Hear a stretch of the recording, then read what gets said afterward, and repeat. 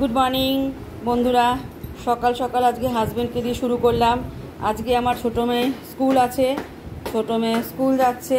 গরমের ছুটি শেষ, কিন্তু গরম তো কমলো না, বৃষ্টিও এলো না, কিছু না। ছোটো মেয়ে খাওয়া হয়ে গেলে ছোটো মেয়ে রেডি একদম কমপ্লিট। আর হাজব্যান্ড এখন মুছছে ব্যাগ। এই ব্যাগটা নিয়েছিল, এই ব্যাগটা ভারী হয়ে যাচ্ছে, তাই বড়ো ব্যাগ দিচ্ছি। কেননা এত বড় জলের বোতল আর টিফিন বাস্কতেই তো জায়গা খেয়ে যাচ্ছে, তাই না? তো যাই হোক, গাড়ি এখনও আসেনি। পুরো ভাতটা প্রাপ্তি পুরো ভাতটা খেয়েছি না, কাঁচা কাঁচা কাঁচা না, পারছি না। না গরমে খেতে হবে, জল খেতে হবে বেশি করে, নাহলে কি করে হবে বল বোকা? বসে একটু কাচিয়ে খা, ভাত নষ্ট করতে হবে না। মা লক্ষ্মীকে নষ্ট করতে নি বাবা, মা করলে হবে মা। আর পাচ্ছিস না, একটু জল খেয়ে যাবি, তাহলে 2 ঢোক 4 ঢোক জল খেয়ে যা। তো চলো, সকালবেলা থেকে শুরু করলাম ব্লগটা, সঙ্গে থাকো, এনজয় করো ব্লগটা। পুজো হয়ে গেছে বন্ধুরা, প্রীতি চলে এসছে কলেজ থেকে, এসে বলছে মা আমি আর পারছি না, সেই বিধ্বস্ত অবস্থা শরীরের। আর এত বোকা মেয়ে, ছাতা নিয়ে গেলেও ছাতা খোলে না, বলে কি ছাতা খুলতে ইচ্ছা করে না এই রোদ্দুর মধ্যে। তো এখন এসি ঘরে গিয়ে ঢুকেছে, আলাম তাড়াতাড়ি ঠান্ডা ঘরে যা, শরীরটাকে ঠান্ডা কর। তো এখন গ্লুকন্ডি গুলে দিচ্ছি। পুজো করে নিয়েছি, তারপর আরেকজন আসবে 5টার সময়, সেও আসে, ধকল সহ্য করতে পারবে না, তাকেও গ্লুকন্ডি গুলে দিতে হবে। এখন যত পারবে জল খাবে আর গ্লুকন্ডি খাবে বন্ধুরা। এই তাতা পোড়া গরমে মানুষের বিভীষিকা অবস্থা, জানো না। আর সবথেকে বড় কথা, গাছপালা মানুষ কেটে ফেলছে, কেটে ফ্ল্যাটের পর ফ্ল্যাট তৈরি করছে, এতে আরও এই হয়ে যাচ্ছে সমস্ত কিছু। হাওয়া নেই, বাতাস নেই, চারিদিকে শুধু ফ্ল্যাট আর ফ্ল্যাট, ফ্ল্যাট আর ফ্ল্যাট। তো কিছু করার নেই, সব কিছু মেনে নিতে হবে আমাদেরকে। তো চলো এটা দিয়ে আসি প্রীতিকে। তো এখানে পেয়ারা, টক দই, এখন দুপুরে খাবার দাওয়ার আমাদের হয়ে গেছে। এটা এর উপর চাপাই, বুঝলে বন্ধুরা। প্রীতির জন্য কেটেছি, প্রীতি এখন খাবে কিনা সন্দেহ আছে। তো হাজব্যান্ডকে দিই। টক দই খাবে তো একটুখানি? হ্যাঁ লে, তাহলে আমি একাই খাই বসে বসে টক দই। তো পেয়ার ঢাকা দিয়ে রাখছি। তো হাজব্যান্ড বলছে টক দই খাবে না, ঢাকা দিয়ে রেখে দিই পেয়ারাটা। এত গরমে মানুষ পাগল হয়ে যাবে, একটু যদি বৃষ্টি বাদল না দেয় বন্ধুরা, পাগল হয়ে যাব। পেয়ারাটা ঢাকা দিয়ে রেখেছি, এখানে মেয়ের ভাত বেড়ে রেখেছি, ছোটো মেয়ে এসে খাবে। আমাদের খাওয়া কমপ্লিট। টক দই এতটা আমি খাবো না, কিছুটা খাবো, কিছুটা রেখে দেবো, বাদ বাকি কাল পরশু এভাবে খাবো। আমার টক দই খেতে খুব ভালো লাগে, টক দই শরীরের পক্ষে খুবই ভালো। তো চলো খেয়ে নিই।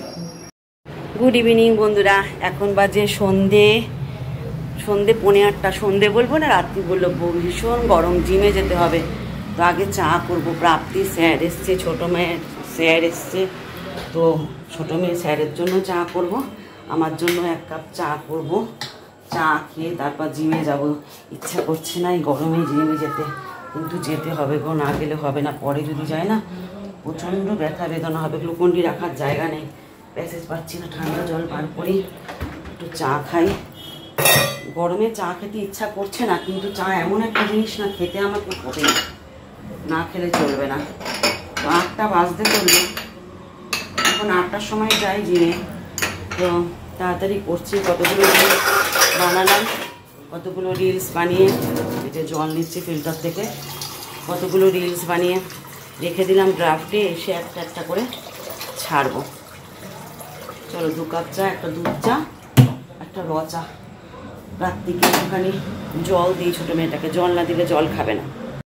তো এখন জিম থেকে চলে এসেছি, এসে মেয়েদের পেয়ে গেছে খিদে, এখন ঘটি গরম মাখলাম, একটা বাটিতেই নিয়ে নিয়েছি।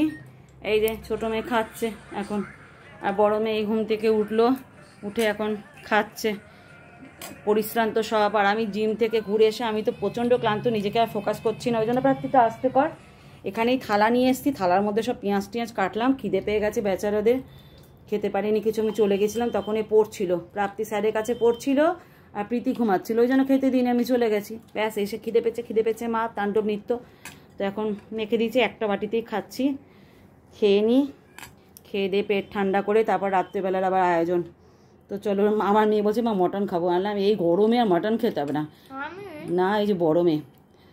বলছে মাটন খাবো মা, মাটন রান্না করবো না। বাবা বিভীষিকা অবস্থা, তাও জিমে আজকে বড় ফ্যান লাগিয়েছিল, টেবিল ফ্যান, শান্তি ছিল। বাপরে বাপ, নাহলে দুর্দশ মানে বিধ্বস্ত অবস্থা হয়ে যেত আমার। তো চলো এবার খেয়ে নিই। এখন রাতে ডিনারের আয়োজন হচ্ছে। ঘটি গরম খাওয়া হয়ে গেছে অনেকক্ষণ আগে, প্রায় ঘটি গরম খেয়েছি 9টা নাগাদ। তো এখন রুটি করছি, আর এদিকে আম ভেজিয়ে রেখেছি, ক্ষীর আছে। ভাল লাগছে না গরমে বন্ধুরা, জানো তো এত গরম না। আর রান্নাঘরে দাঁড়িয়ে আমি আটা মাখিনি, বড় ফ্যান চালিয়ে, টেবিল ফ্যান চালিয়ে আটা মাখলাম। এই মনে হয় কি রান্নাঘরেও একটা এসি লাগিয়ে দিই। আমি যখন খুব পয়সা রোজগার করব, ঠিক আছে, তখন আমি রান্নাঘরে এসি লাগিয়ে নেবো নিজের জন্য, বাথরুমেও এসি লাগিয়ে নেবো।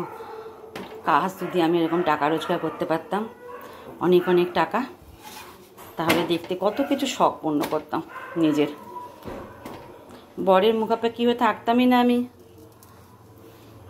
গো এটা দাও গো, ওটাও সেটা দাও গো, আজ হবে না, কাল হবে না, এখন টাকা নেই, এই কথাগুলো শুনতে হতো না, তাই না?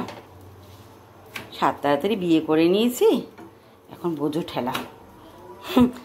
তো যাই হোক, চলো গল্প করতে করতে রুটিগুলো ছেঁকেও নিলাম। দেখো এবার ছাঁকনিতে দিয়ে একটু ফুলিয়ে নিই। আর ওইখানে 5টা আছে, 5টা করতে হবে, ঢ্যাঁড়সটা গরম করতে হবে, ক্ষীর আছে, আম আছে, জাস্ট জমে যাবে খাওয়া। আর কি চাই রাতের খাওয়া। চলো তাড়াতাড়ি করে নিই।